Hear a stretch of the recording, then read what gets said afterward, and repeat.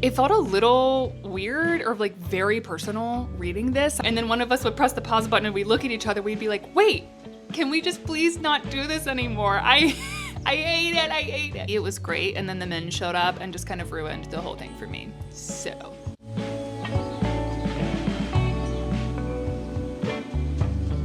Hi everyone, welcome back to Rach B Reads. I am Rach B, and it is once again that time of the month. It is time for our monthly wrap up. So I'm going to tell you about the 11 books I read this month, the books I DNF'd, of which there were a lot. And then just for fun, and because I'm in my movie watching era, I'll do a quick wrap up of the movies I watched this month, as well as any games that I'm playing. So I did do a seasonal TBR for the spring, so it would cover April and May, and I had 12 books on that, and I did read or DNF 8 out of the 12. I promised in my TBR video a very cute journal spread, and I have to say, she's gorgeous. She's gorgeous. This is probably my favorite journal spread I have ever made. I knew this spinner wheel thing was gonna be so cute. I love the colors. I love everything about it. So I'm 2/3 of the way done with that TBR, which is great. That gives me a lot of mood reading time in May, which I wanted. But let me just go to my log page and I'll just tell you in order about the books that I read in April. Let's jump in. I don't feel like going and finding all of the physical copies of these books, which I've already shelved. I'll put up little pictures for you. So the first book that I finished was A Grief Observed by C.S. Lewis. This was on my TBR. This was the spin for the shortest book on my TBR. I think it was like 75 pages or something like that. I read this in an evening. It's essentially his journals, I would assume edited, but his journals that he wrote right after the death of his very beloved wife. It felt a little weird or like very personal reading this. I mean, he chose to publish them. It wasn't like it was published against his will or anything, but it was just one man's very raw, very personal, very intense wrestling with grief. It was interesting.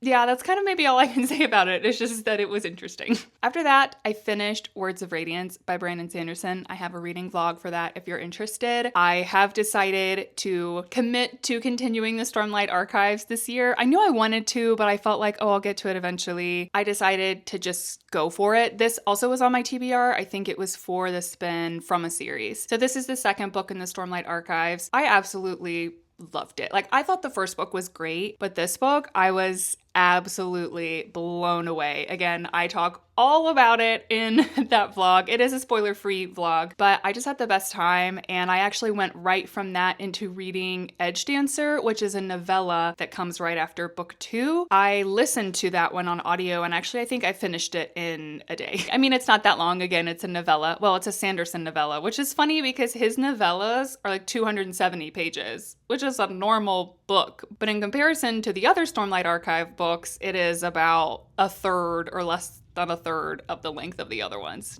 Anyway, I liked this one. I didn't love it. It was a character that we met in Words of Radiance that I was like, ooh, I really like them. I hope we spend more time with them. And then we did, and I actually was really annoyed with them by the end of this book. It's a young character with a very distinctive voice that I think is fun to read in small doses, but for an entire book was a bit much. But I still enjoyed the story. Stay tuned for further Stormlight Archive updates. We'll get back to that. Then I read One Day Everyone Will Have Always Been Against This by Omar El Akkad. This book was for the spin A Libby Hold. I don't think enjoyed is the right word for this book. It's not really a book that you enjoy, but I did think it was a fabulous read. It's a really good book. It's very well written. It's very challenging. He's very direct and forthright and critical in his language, and I think calls out people and behaviors that need to be called out. It was very personally convicting, and definitely I think a worthwhile read for anybody who's wanting to stay up to date on current events, but also kind of maybe interrogate their own responses to current events. That's kind of what this book did for me. So I definitely recommend it, but please be aware that, massive trigger warnings apply. The next grouping of books are from a road trip that I took out to St. Louis with my mom. We drove out there from North Carolina. It was a very long drive, and then stayed there for about a week with my brother and his kids. So I have one audiobook from each of the drives, and then I read 2 Kindle books while I was there. So on the way out, we listened to Vera Wong's Unsolicited Advice for Murders by Jesse Q. Sutanto. this was really cute. When I think about listening to the book, I'm like, oh, that was fun. But I think ultimately I rated it a 2.5. There was something weird going on. It was really poorly edited, or it just wasn't edited at all. There were so many inconsistencies and contradictions and stuff with facts. One page it would say, oh, so-and-so was 29 years old. And then 30 minutes later on the audiobook, he'd be 35. Even the characterization of our main character, Vera, she'd be all,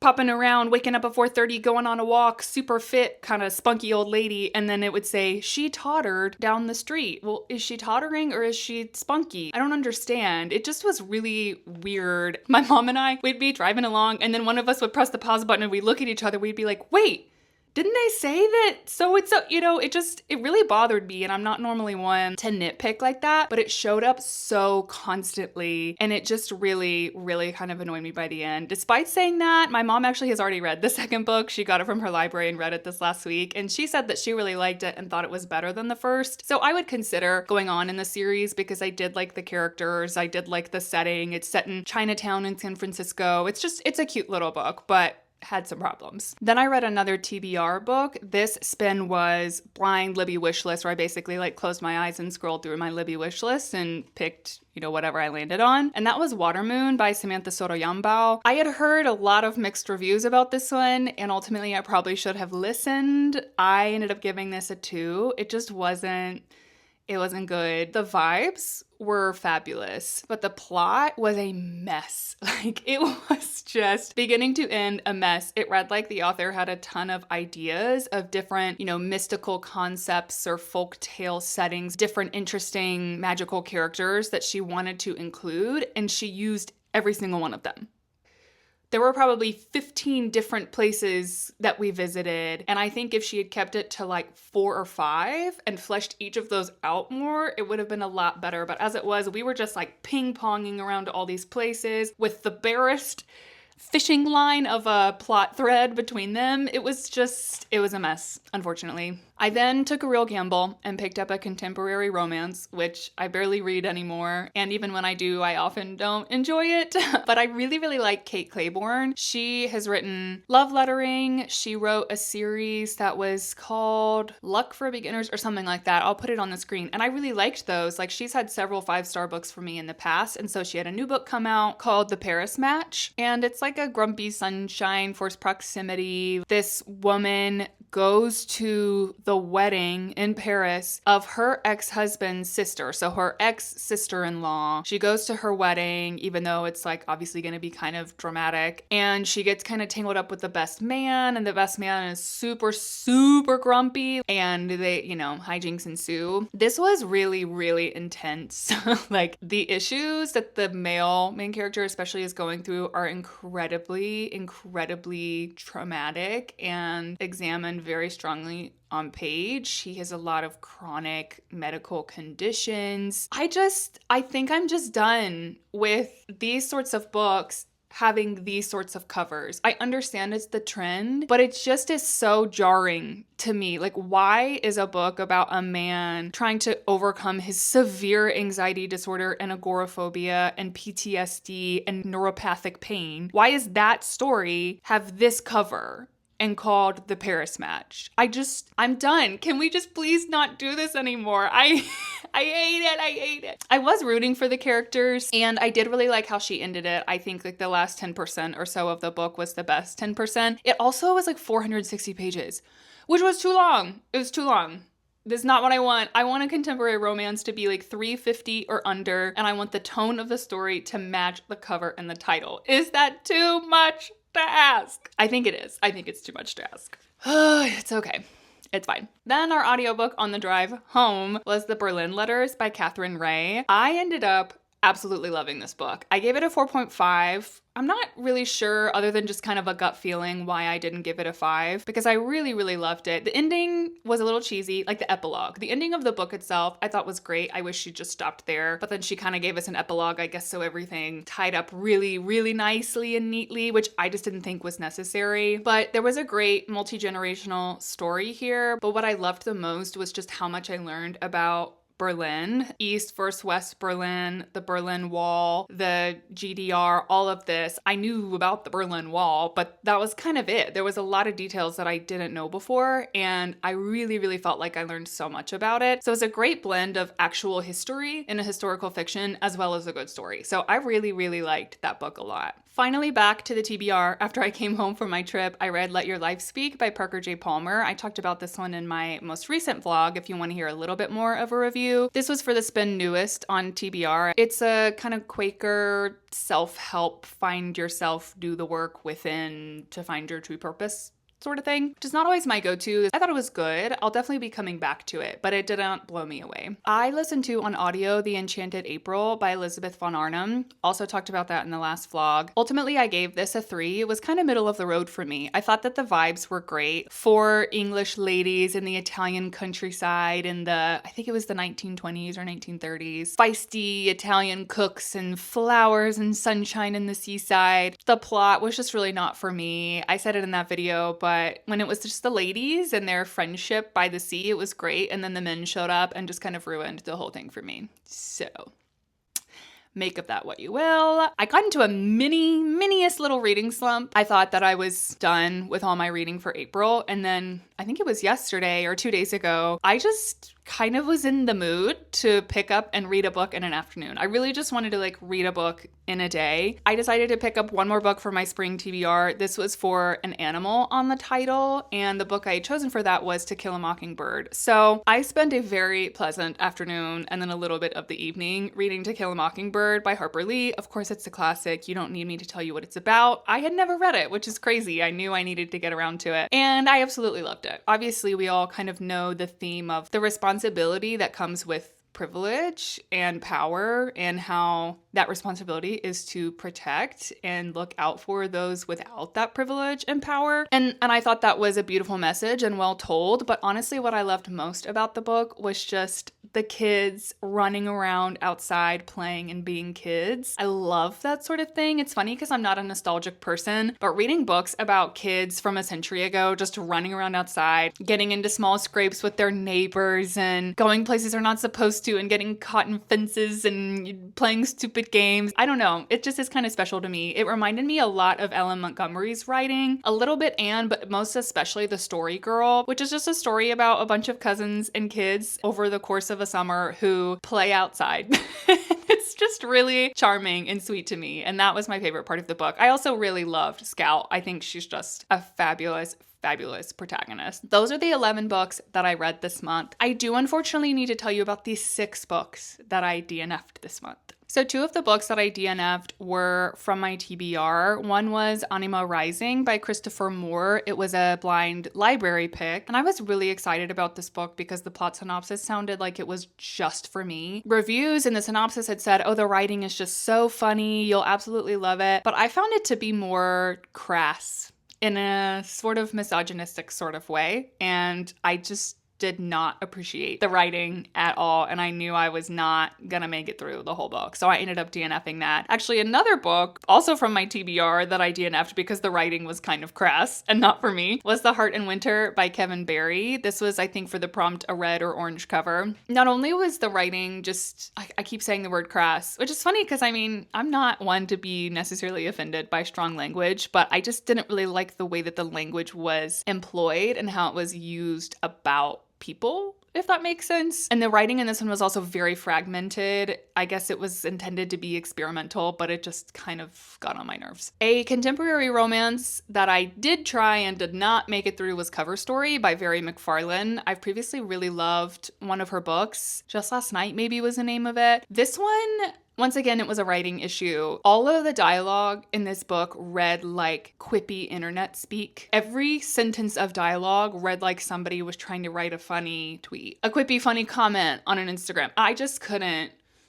I couldn't do it. I don't care if people actually talk like that. It was so annoying to read in a book. So I DNF'd that one expeditiously. Then there were actually 2 audiobooks that my mom and I tried to listen to. We started and then we both were like, we can't do this one. The Fifth Avenue Story Society by Rachel Hawk. This is, I think, kind of like a feel-good bookish book or whatever. The writing was not good. Same thing with Bookshop by the Sea by Denise Hunter, also not good writing. So all of those 5, I didn't like the writing. This last book, the writing was fabulous, but it unfortunately was not enough to carry the book for me, and that was Kairos by Jenny Urbanbeck. I was really excited about this one. It had come highly recommended to me from a source that I trust. The writing was gorgeous. I thought the translation was good. I thought the topic was interesting. This is once again about East Berlin, but this was very literary fiction, and by very literary, I mean there was basically no plot. And I don't mind if there's no plot if there's good character development, but there really was no character development, and the only thing happening was that these 2 characters were having an affair. And I just find affairs to be incredibly uninteresting and tedious as plot devices. It's the same reason I don't like friends with benefit stories, I don't like one-night stands, I don't like affairs. Stories where the plot is sex, it's just not for me. I kept picking this book up, like putting it down, thinking, I think I'm gonna do an F. And then I'd pick it up again because, again, the writing was just so good. I think I was a third of the way through, and I was like, I can't do 2 more times of what I've already read. I can't do it. Okay, really quick down the movie list. I went and saw What's Up Doc with my husband in this historic theater. This was part of my birthday present. It's Barbra Streisand and Ryan O'Neal.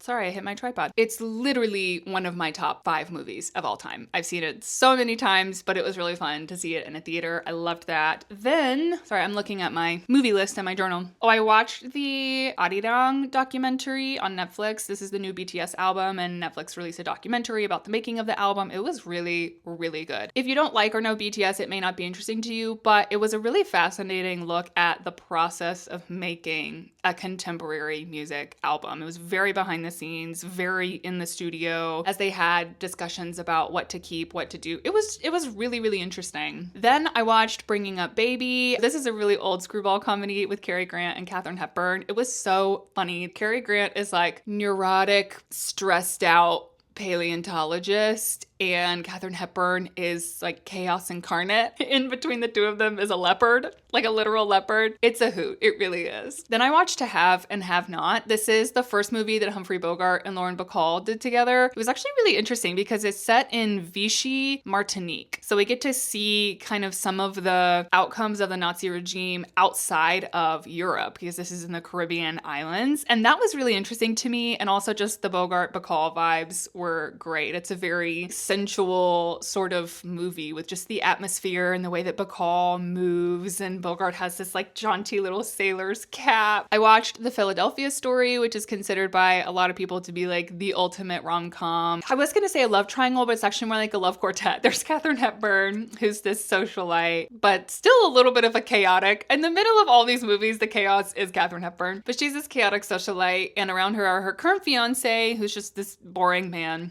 her ex-husband, who's Cary Grant, and this reporter played by Jimmy Stewart.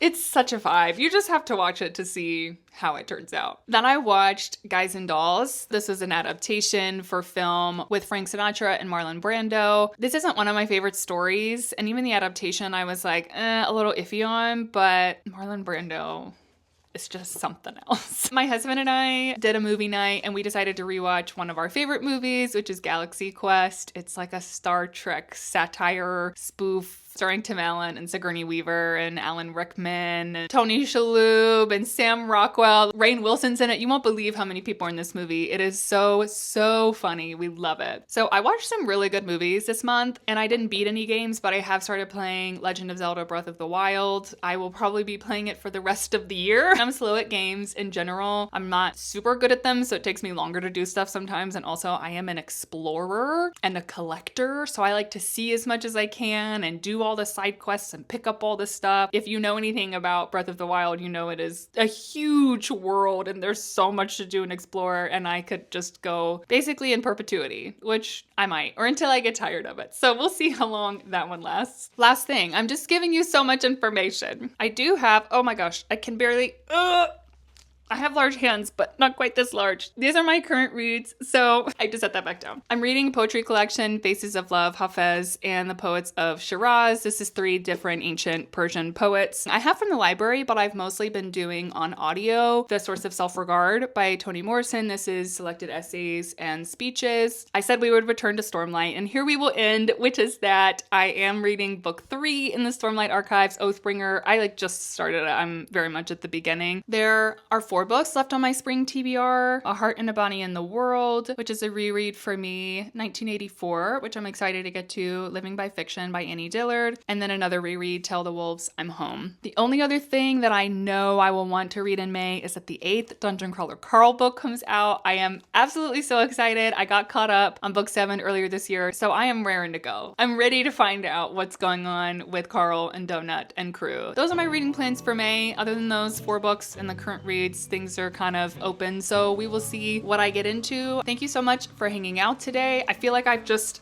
absolutely thrown so much information at you. I appreciate it if you stuck around to the end. Comment, let me know what you've been reading lately, and subscribe so you don't miss any future videos coming up. I'll be back to vlogging next Friday, and I will see y'all then.